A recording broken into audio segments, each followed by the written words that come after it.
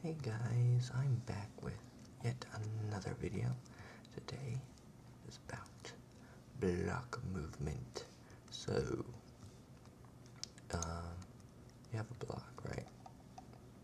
This, what you think a block is doing when it's being moved is not actually what's happening unless you know what I'm getting at. So when I'm moving it here and here, you think that this block is moving to here, backwards, vice versa. That's actually not what is happening at all. This block is completely different from the block over there. So basically what's happening, instead of it moving, this block is being destroyed when I push this piston and create it over here in a different spot. So these are actually two different blocks. They're not the same blocks. So that is probably a pretty important thing to know. What's happening is this, as it's moving, it's turning into an entity. Now basically what that means is that it won't be able to do anything. There is no block here. It's basically the same as two air blocks in the time that it's moving, like actually moving.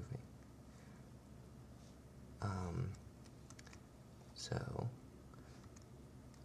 that's one part of block movement. The other part of block movement is when they're being stacked. So what happens when it's being stacked?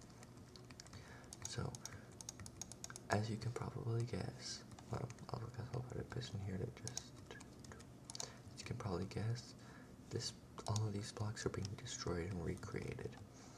Now, you'll notice that this block, or let's say this block right here, is not being directly pushed by this piston or that piston. So it's what's happening. This is turning into an entity and it's saying it's moving this way, this block. When I power this like this,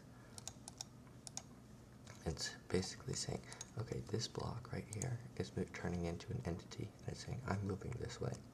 This block will see that that is happening. It will basically, first off, when this block starts moving, it will update this block.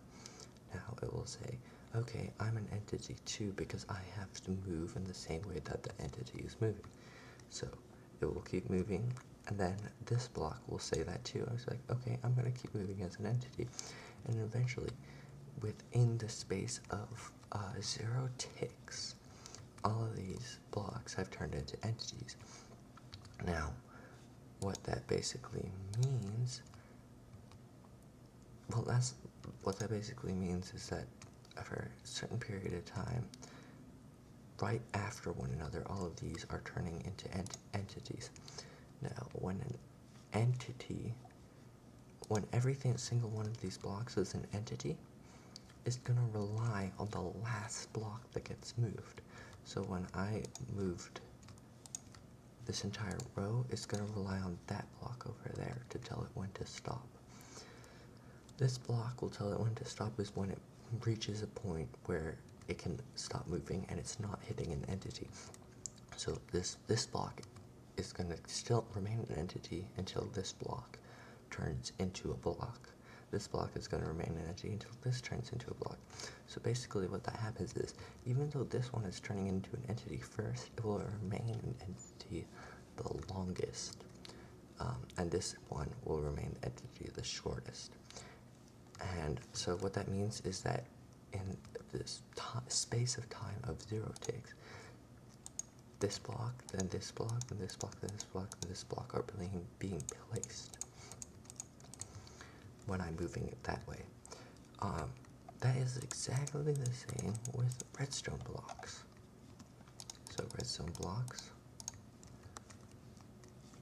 so when I move them this way, this block, when I moved it that way, is being placed last, and this one is being placed first.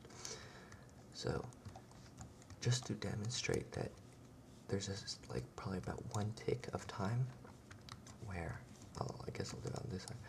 There's about 1 tick of time where these blocks are not being powered, and that's when all of them are in entity form. So, okay, that worked well, didn't it? Oh man. I'll show you like this. Bang, bang. Oops. Right here. You have one block, 2 pieces of redstone dust. This piece of redstone dust is being unpowered for like in between the time of 0 ticks, because in 1 tick it's moving from there to there. So as you saw, like that, see, it's like slightly unpowered. But when you do that with an entire row, basically this allows us to create really awesome 0 tick creations. So this is not my design, but I'm going to show you pi 3.1415 something design about a 0 tick pulse. So basically, this is his 0 tick pulse creator. I think I'm doing it right. Oh no, I'm not. Okay. Piston there. Sticky piston there. Now, I don't know if he designed this all by himself, but he has some really awesome bit about it. So, you may notice that this block right here, this is being bud powered by the way, this block right here, this dust will be powered for less than 1 tick. So I'll just show you what's happening. You can see it. So this block will turn into an entity when it's okay. So this block, when it's being powered, will turn this redstone block into an entity. Basically, what that's doing is that's instantly unpowering this as soon as this block gets moved here. So that what that means is that it's going to pull it back. So when it pulls it back,